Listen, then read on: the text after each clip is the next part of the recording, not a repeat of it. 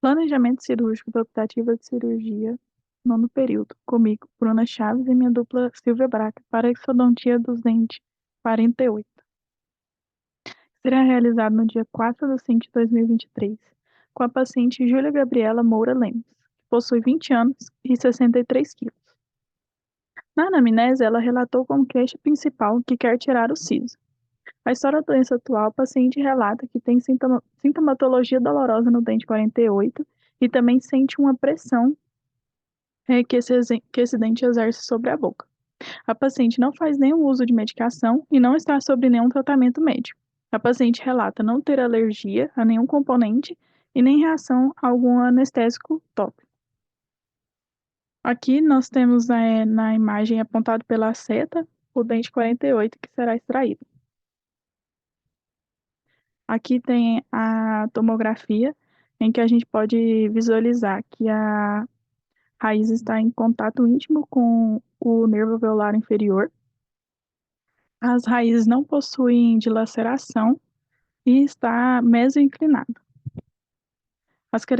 Nas características clínicas e radiográficas do dente 48, ele não está erupcionado na cavidade bucal, ele está semi-incluso, com as raízes em proximidade com o nervo alveolar inferior e em posição mesoangulada. Como medicação pré-operatória, será prescrito dexametasona, 4 miligramas, que serão administrados 2 comprimidos 1 hora antes do procedimento. Já a dose profilática da dexametasona, ela vai ser usada para prevenir o edema na cirurgia devido à ação de suprimir a inflamação aguda. A dexametasona faz parte da família dos glicocorticoides, sendo classificada como um anti-inflamatório esteroidal. Ela tem a ação anti-inflamatória devido à inibição da fosfolipase A2, resultando na inibição de toda a cascata do ácido araquidônico, impedindo a formação de prostaglandina, tromboxanos e leucotrienos. Para iniciar nossa técnica operatória, nós devemos posicionar o paciente. Para extração do dente 48, o paciente deve estar em uma posição mais elevada, para que quando a boca do paciente estiver aberta, o plano oclusal dele esteja paralelo ao chão. A cabeça do paciente deve estar bastante virada na direção do cirurgião dentista para que ele possa ter um acesso adequado à mandíbula. Como nós podemos ver nessa imagem, o paciente está voltado com a face para a dentista. Para iniciar, nós vamos com a técnica, vai ser realizada a técnica aberta, pois o dente está semi-incluso. O primeiro passo é realizar a anestesia do nervo alveolar inferior, bucal e lingual através da técnica FOA. Em seguida, passaremos para a incisão e a realização da relaxante, como vemos nessa imagem. O bisturi deve vir de posterior para anterior e a relaxante, a base tem que ser maior que o ápice. Será realizada, então, a divulsão do tecido mole com o sindesmótomo e o descolador de Mold. Então, vai ser realizada a osteotomia na região vestibular e odontosecção da coroa.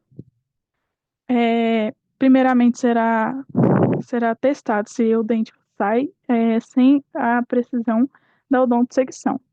Porém, se for necessário, será retirado a metade da coroa distal e posteriormente será realizado. Aqui na imagem nós podemos ver onde será feita a incisão e a relaxante. E durante o uso da caneta, deve sempre ser feita com bastante irrigação, com soro fisiológico. Feita a abertura, o dente vai ser luxado com a alavanca reta e vai ser feita a remoção do dente com a alavanca. Em seguida, será realizada a sutura com um fio de nylon 4.0, primeiramente na relaxante e posteriormente no alvéolo. Então, deve ser realizados cuidados com o alvéolo. Primeiro deve ser avaliado se há necessidade de fazer a curetagem com a cureta de Lucas. E então a gente vai colocar uma gaze para pressionar e uma gaze úmida para que o coágulo não possa ser descolado. Como medicação pós-operatória, será prescrito o ibuprofeno, serão 9 comprimidos para tomar por via oral, um comprimido de 8 em 8 horas por 3 dias. Esse anti-inflamatório não esteroidal, ele atua diminuindo a dor, o eritema, o edema advindos da cirurgia, atuando de forma a evitar os efeitos exacerbados e desconfortantes pós-operatórios esperado em uma exodontia por ser uma exodontia traumática.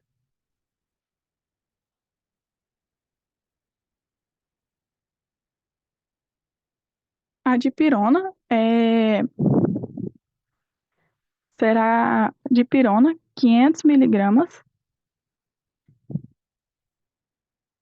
12 comprimidos e o paciente tomará via oral um comprimido de 6 em 6 horas por 3 dias ou enquanto houver dor. Esse analgésico ele tem a função de modular a dor e evitar o desconforto do paciente no pós-operatório. É um medicamento das classes das pirazolonas. Seu mecanismo de ação é por meio da inibição da síntese de prostaglandina. A dipirona é rápida e totalmente absorvida no trato gastrointestinal. Ela atinge a concentração máxima em 1 e 2 horas. Tanto o fármaco matriz quanto seus metabólitos, eles se ligam fracamente a proteínas plasmáticas e se difundem rápida e uniformemente nos tecidos. E eles são totalmente eliminados nos rins. Também será prescrito a amoxicilina devido à realização da osteotomia e da odontosecção. A amoxicilina vai ser 500 miligramas, 21 cápsulas, e o paciente tomará via oral um comprimido de 8 em 8 horas por 7 dias. A amoxicilina tem um amplo espectro de atividade antibacteriana contra muitos micro-organismos, gram-positivos e gram-negativos, agindo através da inibição da biossíntese do mucopeptídeo das paredes celulares das bactérias, e ela tem uma ação bactericida e um perfil de segurança das penicilinas. Então, nos cuidados pós-operatórios, o paciente permanecerá por meia hora até estancar todo o sangramento, e o paciente deve ser orientado a não cuspir e não utilizar nenhum canudinho para não descolar o coágulo. A alimentação deve ser controlada, deve-se evitar doces e alimentos remosos. No primeiro dia, a indicação é alimentos gelados. No primeiro dia, no segundo dia, o indivíduo já pode introduzir alimentos mais pastosos.